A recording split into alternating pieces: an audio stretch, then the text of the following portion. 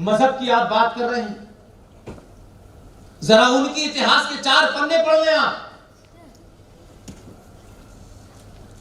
जिन्होंने मोहम्मद के दामाद को नमाज पढ़ते वक्त फजर की नमाज में गर्दन काटी हो, वो आपके भाई हो सकते हैं। जो अपने मोहम्मद के नहीं हुए, उसके दामाद के नहीं हुए, अपनी बेटी फातिमा के नहीं हुए, उनके नवासों के नहीं हुए, आप उनसे कहते हैं हम भाई भाई हैं। आपसे बड़ा बेवकूफ कोई नहीं हो सकता। 1400 साल हो गए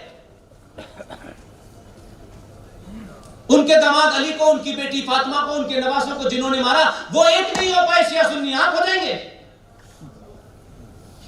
इस्लाम की उत्पत्ति तो उसी में आई थी जो कुरान मजीद के सूरा नंबर 109 और आयत नंबर 5 में लिखी हुई है। आप उसे भी नहीं पढ़ना चाहते। जब तक आप इस लड़ाई को यहां ठीक नहीं करेंगे, आपके हाथ में AK-47 भी आ जाए, आप कुछ नहीं कर सकते। लड़ाई पहले यहां जीती जाती है। सिग्नेचर और कानून बनाने से कुछ फर्क नहीं पड़ने वाला। मैंने सुना है 2 करोड़ साइन उन्होंने करा लिए हैं दिल्ली में। अगर इतने ही साइन थे तो सरकार बन चुकी होती उनकी। ये साइन दिल बहलाने के लिए गालिब ये ख्याल अच्छा है। पेन बंद कर दीजिए। बहुत लिख लिया, बहुत तर्क कर लिया आप लोगों ने। तर्क उनके सामने किया जाता है जो पढ़े लिखे समझदार लोग हैं। मूर्खों के सामने आप तर्क करते हैं, वो उठते हैं और पूरा बंगलौर जला देते हैं। वो दिल्ली में आग लगा देते हैं। वो आपके आईबी अफसर को 50 चाकू इसलिए नहीं मारते कि उसकी जान लेनी थी। वो इसलिए मारते हैं कि इन हिंदुओं की संतानों को पता चले कि आज भी हम दिल्ली में कमजोर हैं। तुम्हारा राजा आया हुआ है, तुम्हारा होम मिनिस्टर है, लेकिन हम दिल्ली में आईबी के अफसर को 50 चाकू मार के जान से मार सकते हैं। ये इसलिए है। जिस तेजी के साथ सरकार के साथ समाज को बदलना चाहिए, उसमें बहुत स्लो स्पीड है। यह मौका किसी और कौम को मिला होता तो कुछ और हाल हो जाता। इसलिए अपने बाजुओं के ऊपर यकीन कीजिए, अपने इतिहास पे यकीन कीजिए। जो इतिहास गलत पढ़ा है उसको सही पढ़ लीजिए। जब थोड़ा थोड़ा इतिहास समझ में आया तो आपको लगा कि असली जड़ कुछ और है। कानून बनते हैं, बिगड़ते हैं। जो कानून आज बनाए हो सकता है 20 साल के बाद शायद बदल जाए, लेकिन कुछ काम ऐसे होते हैं जो हजारों साल तक चलते हैं, जिससे मेरी और आपकी और इस समाज की और सनातन की पहचान का पता चलता है कि हम हैं कौन और कौन थे। इसलिए शादी के बाद जितने भी युवा हैं, और जहां तक मेरी आवाज जा रही है, ठीक ठाक शादी अपनी पसंद की लड़की से करें। लड़की अच्छे खासे ठीक ठाक पसंद के लड़के से शादी करे, अच्छी बात है। लेकिन मुझे बताओ, शादी करके पहला दौरा आगरा में ताजमहल के सामने फोटो खिंचाने का क्यों है? ये कब्र बनानी है क्या? अच्छी खासी बीवी को ले जाके बताते हो तुम्हारे लिए भी बनवाऊंगा, वो बेचारी पहले दिन से डर जाती है।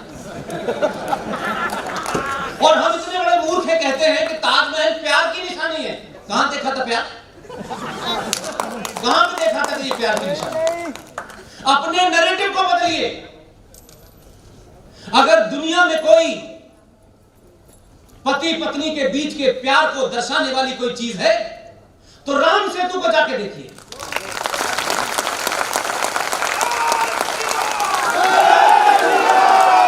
उससे बड़ी कोई मिसाल नहीं मिलती। मर्यादा पुरुषोत्तम राम अपनी पत्नी को लेने गए थे,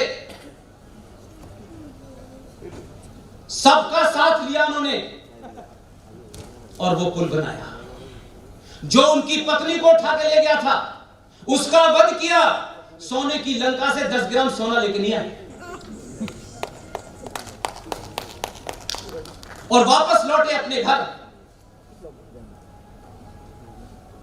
और ना ही उन्होंने, जिन्होंने पुल बनाया था उनके हाथ नहीं कटवाए। ताजमहल बनाने वालों के हाथ काटने वालों को आप कहते हैं ये प्यार की निशानी है। किस गलतफहमी के शिकार हैं और इसी गलतफहमी की वजह से भारत की सरकारों ने बाहर से आने वाले राष्ट्राध्यक्षों को भारत की पहचान के लिए ताजमहल देना शुरू कर दिया। पिछले 70 साल से एक रस्म थी, ये ताजमहल ले जाइए, ये हमारी पहचान, ये हमारी, हम खुद ही ये मानते थे कि जिन्होंने ताजमहल बनाया वही हमारी पहचान है। क्योंकि इस्लाम के अंदर अगर आप थोड़ा भी पढ़ लेते तो शायद कोई चिल्ला के ये बात पूछ सकता था। वो तो जानते थे कि उनका एजेंडा पूरा हो रहा है, उनके नुक्ते नजर से भी वो चीज गलत थी, लेकिन उन्होंने होने दिया कि इस देश की आने वाली जनरेशनों को यही पता चले कि ये ताजमहल जो है ये प्यार की निशानी है। इस्लाम में कब्र नहीं बनाई जा सकती, हराम है, और कब्र को घर में रखना उससे बड़ा पाप है। लेकिन आप सबके घर में अच्छी अच्छी संगमरमर की आपने ताजमहल रखा हुआ है। वो कब्र है ना किसी की भाई, थोड़ा सजा देने से कब्र तो ही मिट जाएगी, उसके मूल में तो कब्र है। लेकिन आपका आदमी 1947 की जो गलती गुजरातियों ने की थी उसको 2014 में उन्होंने उसका प्रायश्चित कर लिया।